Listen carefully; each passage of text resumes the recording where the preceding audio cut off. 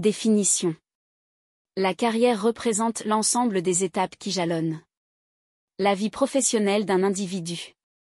La gestion des carrières dans les organisations regroupe les activités et les processus mis en place par l'employeur pour faciliter l'évolution professionnelle de ses employés.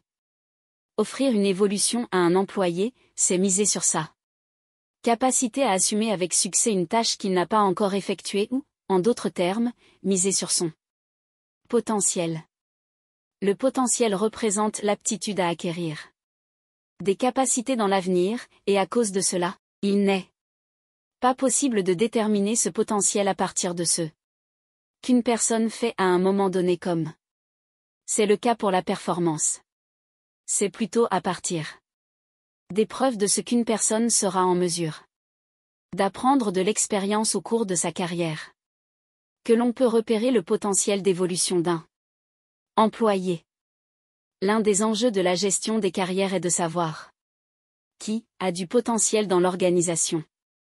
En réponse à cette question, les organisations tendent à orienter leur bord vers la recherche d'employés considérés comme capables d'occuper des postes qui assurent le succès organisationnel à court et à moyen terme.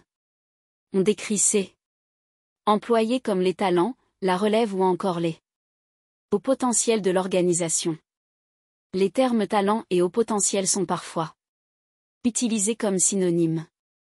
Pourtant, la notion de talent est plus large et vise l'ensemble des employés ayant des qualités et des dispositions naturelles qui pourraient leur permettre d'évoluer professionnellement à différents niveaux, alors que les hauts potentiels représentent les individus qui ont de bonnes chances d'occuper un poste crucial dans l'organisation, et souvent élevé dans la hiérarchie. Les talents et les hauts potentiels forment ceux que l'on appelle la relève. L'importance de gérer les carrières. Pourquoi la gestion des carrières est-elle importante pour nos sociétés? Tout d'abord, parce que bon nombre d'entrepreneurs et de directeurs de petites entreprises vont partir à la retraite, Fondation de l'entrepreneurship, 2010. Il devient primordial de préparer leur relève si l'on veut éviter que ces entreprises cessent leurs activités, soit par absence de repreneurs, soit parce que la succession se passe mal. Ainsi la gestion des carrières permet, à l'échelle de la société, de maintenir un tissu économique dynamique, stable et créateur d'emplois. Pour les organisations, gérer les carrières est une pratique importante dans un contexte où l'on accorde de plus en plus de place à la gestion des talents.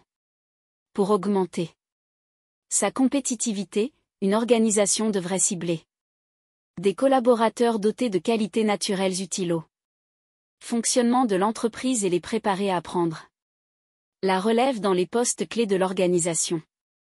La gestion des carrières est aussi un excellent moyen de motiver et de retenir le personnel. Par exemple, des études scientifiques ont démontré que les gestionnaires qui reçoivent des promotions et des augmentations de salaire rapides sont aussi ceux qui souhaitent rester dans une entreprise. Weng et MCL Roy, 2012. En N, la gestion des carrières joue un rôle important sur le plan individuel dans l'entreprise. Elle permet à chacun de satisfaire son besoin d'apprendre et de progresser, en lui offrant des perspectives à court et à moyen terme, pour qu'il puisse assumer de nouvelles responsabilités et relever de nouveaux défis. En fin de compte, on réalise que les personnes qui ont le sentiment de réussir leur carrière et de détenir un bon niveau d'employabilité sont aussi celles qui évoluent dans les entreprises soutenant la croissance professionnelle de leurs salariés, NG et Feldman, 2014. Le tableau suivant énumère l'ensemble des éléments qui font de la gestion des carrières un enjeu d'importance pour les organisations. L'importance de la gestion des carrières. Pour la société, pérenniser le tissu industriel et économique et assurer la relève des entrepreneurs et des entreprises familiales. Pour l'organisation, améliorer sa compétitivité, préparer la succession aux postes clés et motiver et retenir les salariés. Pour l'employé, satisfaire ses besoins de croissance professionnelle et relever de nouveaux défis. Le partage des responsabilités en matière de gestion des carrières. En matière de gestion des carrières, les responsabilités de l'employeur sont multiples, comme en témoigne le tableau qui suit. Ainsi, il relève des dirigeants d'une organisation de promouvoir les pratiques de gestion des carrières et d'insuffler une culture qui encourage la reconnaissance et le développement des talents. Toutefois, même si les organisations ont intérêt à jouer un rôle moteur, les employés ont également des responsabilités en matière de carrière. L'individu ne peut plus se contenter d'attendre un soutien organisationnel pour progresser, il se doit d'être proactif dans son cheminement afin de maintenir son employabilité et de se protéger contre les incertitudes économiques.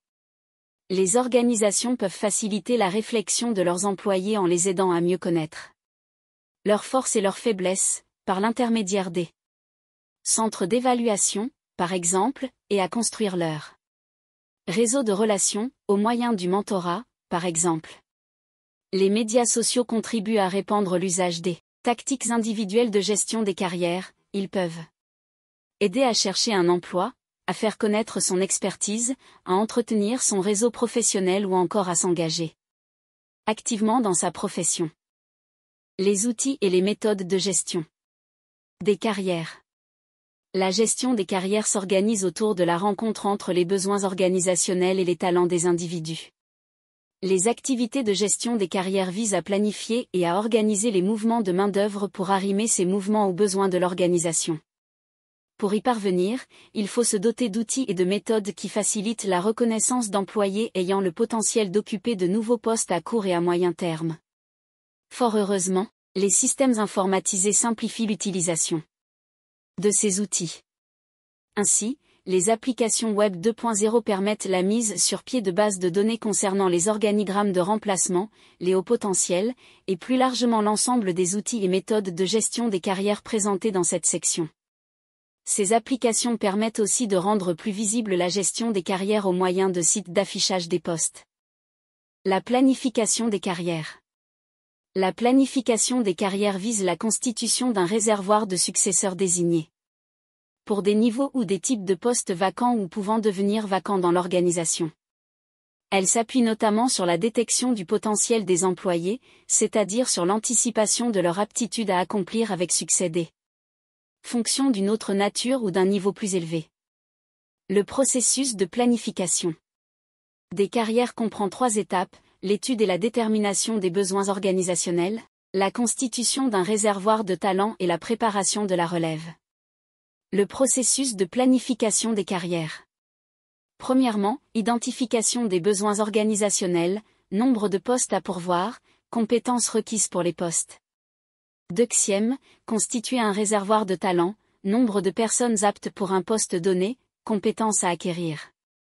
Troisièmement, préparation de la relève, liste des personnes aptes, choix d'affectation et de mobilité, recrutement interne et externe, formation et acquisition des compétences. Merci d'avoir participé à cette formation par un de la gestion des carrières.